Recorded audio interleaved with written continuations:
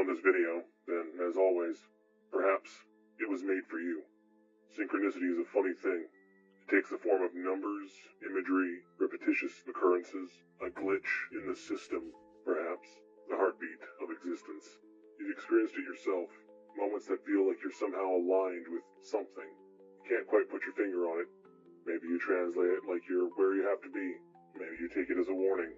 Your decision with what to do with this brief glimpse into the source code is, as always, up to you.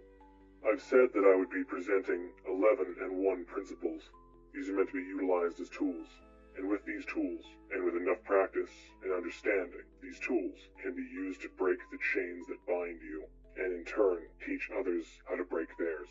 In the first 2 principles, we've discussed focus and vibration, how to focus your thoughts, quiet them, to make them a blank canvas with which to paint with every beautiful color of your intention. And with this intention, how to adjust your vibration, how to feel energy and move it. By this point, I assume you've been doing these exercises. For those of you who understand the preliminary principles, this third one should come easier. I won't lie to you, it's a bit tricky to get the hang of the first few times. But trust me when I say, once you figure it out, it'll be one of the most used tools in your toolbox. Have you ever woken up in the night unable to move? Sometimes you can see right through your own eyelids. You don't know how, but you can make out everything in the room. There's a world around you you can't see. You've had some feeling about it. Perhaps you've sensed it. The feeling you might be watched. Perhaps you felt like there was more out there, but you just couldn't see it. The third principle we're discussing today explores this place, utilizing non-local consciousness. Some refer to it as astral projection. Whatever you want to call it, it's very real, and it can be experienced. But for many of you, you've experienced a block, haven't you? Moments of fear, like you can't quite get there. Maybe you've gotten very close. It's okay. I understand it's frustrating. What you are is dangerous. To a person who can utilize this third principle, there aren't many ways to withhold secrets from them. And that's dangerous to a world built on secrets, lies, and manipulation. Many people have tried to share this with you. A lot of their books, their tapes, their methods have been polluted with unnecessary details, overcomplications purposely added to make the task seem impossible to all except for the most trained and enlightened individuals. I'm telling you now, that's a lie. It's a mean lie. And through this principle I'm about to present to you in this transmission, you will prove it to yourself. Where you go from there is entirely up to you. Now, I'm going to skip a lot of details and just tell you bluntly. Shadow people? They do exist. Surprise, surprise. Their mystery is their strength, however. And the Dark One has not incarnated into a human vessel, into a human life. There is other purposes they serve, other needs they need met. And to them, your fear, your anger, any dark emotion like that, well, that's just a 4-course meal. The other purpose they serve is to keep the inmates in check. And no good prison lets their prisoners have free run of the prison grounds. By now, I'm sure you've pieced together their function. To scare you, to keep you in the body, to make you wake up, because that state you're in, that sleep paralysis, well, that's just the launching pad. Pop outside that vessel of yours. Have a look around. I tell you this, once you realize your true nature, what you are, these beings, these dark ones, these shadow people, whatever you want to call them, they don't have any control anymore. Don't get me wrong, they're immensely potent and good at causing fear.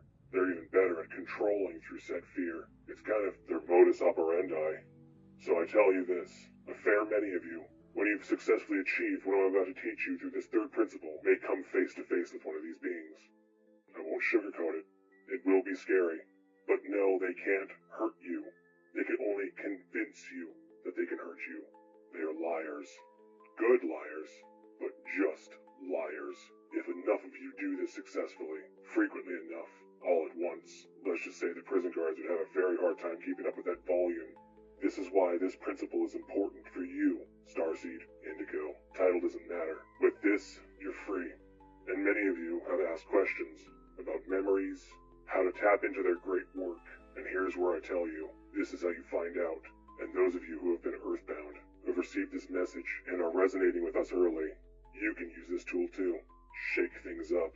Now, with that disclaimer out of the way, let's get down to the fun stuff. You're going to want to lay down. Somewhere comfortable.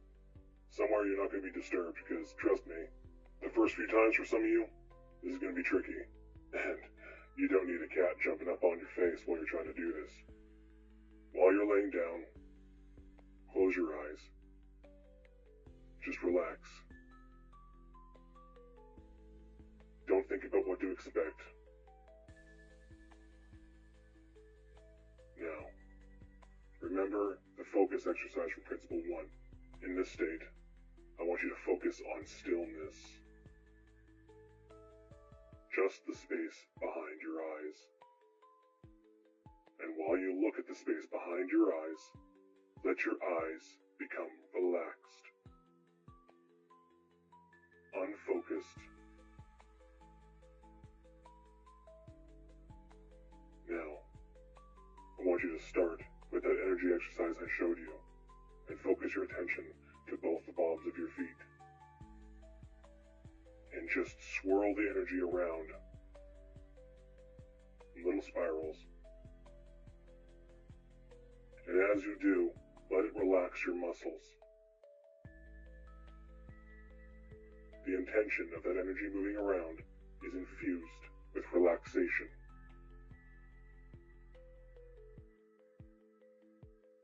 Then move up to your calves.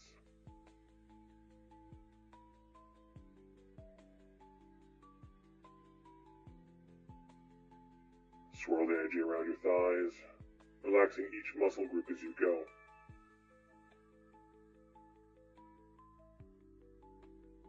Working your way up to your chest, down your arms, and finally your neck and your head. And then lay still.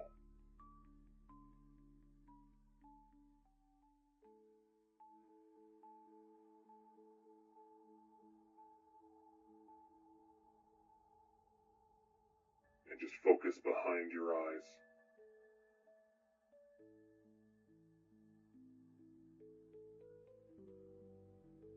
Just stillness, calm. The only intention you need to hold is that you intend to be awake whilst your body falls asleep. This will happen gradually.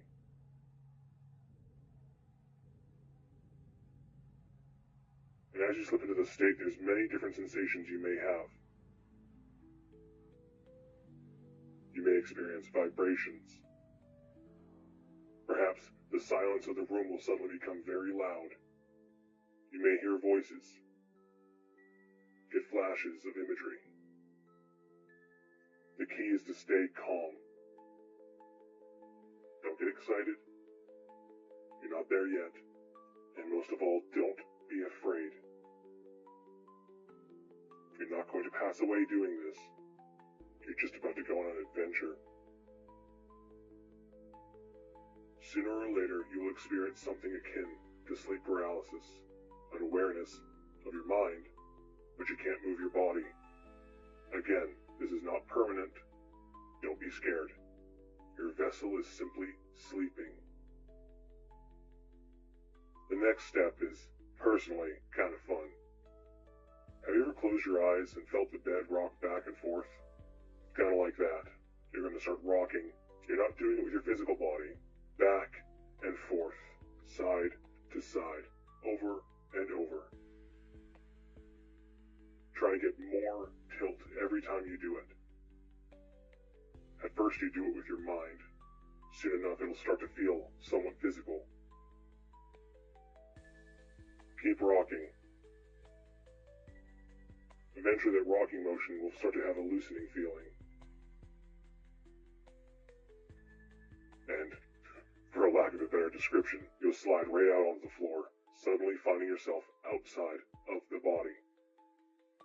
Now, the first thing you may experience is a hard time seeing once you're out. You can still tell your surroundings, but light and color are hard to discern. That's because you're too close to the vessel. Whilst we are still alive, the body will always try to draw the anima back in. So you're going to want to get some distance from it. Don't worry, it's not going anywhere. And go outside your home, wherever you are. Look around. When you want to wake up, just think of your body. Think about going back to it. Kind of shake around a little bit. It's that easy. The purpose of this exercise is to understand how real this principle is. Your journey, your adventures, what you explore, what you see, that's up to you. I'm just here to give you those tools, to show you the door, as it were. But you gotta walk through it. This is how most experiences will go. Now, some of you will encounter the beings I've mentioned. If this happens, your path will be harder, but it's a sign that you are truly something they fear. I don't claim to understand why they fear certain individuals more than others. I know it has something to do with their unique vibration. Sadly, that is the limit of my understanding as to their motives. But I can tell you they're afraid of you getting out. Remember this when you see them. Remember they're afraid of you. So you look them dead on and feel no fear, because in these waters, you are the bigger fish. It just took them a long time to convince you were a small one. But their lie is breaking. The cracks are showing. They're getting more frantic now. You see it all over the news. They smile. They strut around. They display their obvious nefarious alignment right in front of us. But their mockery is being noticed, and we grow tired. I know. We've been watching for a long time. Watching as these dark beings played their games. Fed off of you. Destroyed you. Deceived you. But ours is a message of love.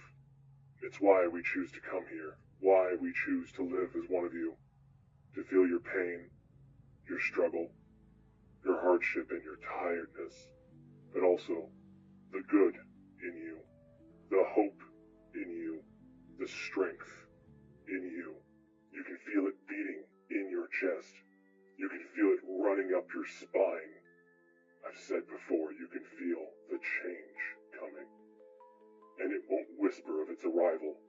It will be a crashing tidal wave. And the ones that control you, they didn't build high enough walls.